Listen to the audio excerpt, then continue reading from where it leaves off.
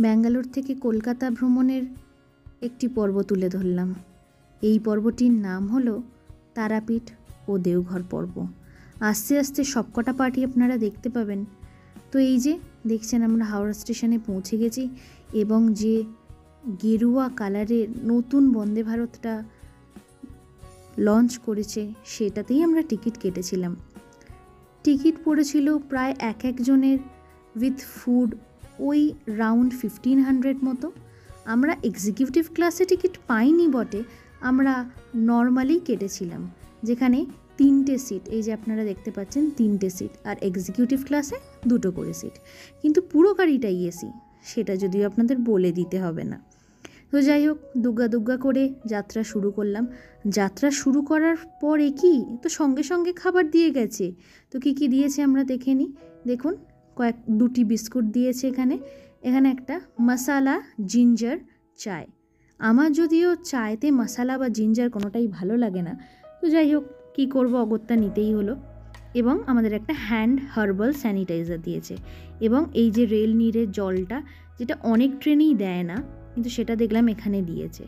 তারপর তো photo session শুরুই হয়ে গেল, এবং একটা স্টিক দিয়েছে যেটা দিয়ে চাটা গোলা যায়, এবং একটা টিস্যু।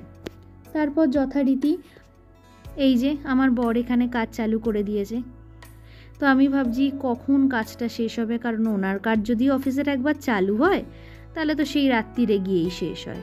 তো বলতে বলতে একই আমাদের চা করার গরম জল চলে এসছে। তো আমরা এই মশালা জিঞ্জার যে গুঁড়োটা, মানে যে পাউডারটা, সেটা ঢেলে নিয়ে আমরা আমাদের চাটা খেলাম। তারপর চা খেতে না খেতেই উরে বাবা, আর একটা খাবার চলে এসছে, যেটা আমরা নিয়েছিলাম ব্রেকফাস্ট হিসেবে।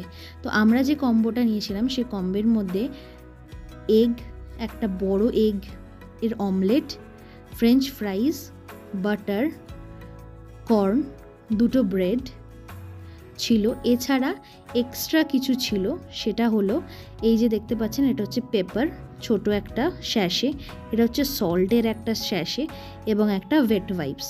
মোটামুটি কম্প্যাক্ট, কিন্তু স্মল, কিন্তু কম্প্যাক্ট বলা যেতে পারে। যাই হোক, কিন্তু টেস্ট ওয়াইজ খুব ভালো ছিল।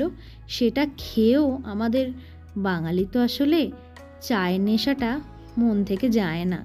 আর একবার চা নিলাম। তো চায়ের তেষ্টাতে গলা ভেজাতে ভেজাতে আমরা তারাপীঠ পৌঁছে গেলাম। গিয়ে একই আবার চলে এসেছি তো খাবারই দোকানে। হ্যাঁ, তো অবশ্যই লাঞ্চের সময় হয়ে গেছিলো। যে আজকের মতো এই পর্যন্তই, পরবর্তী পর্ব নিয়ে আবার খুব জলদি ফিরব।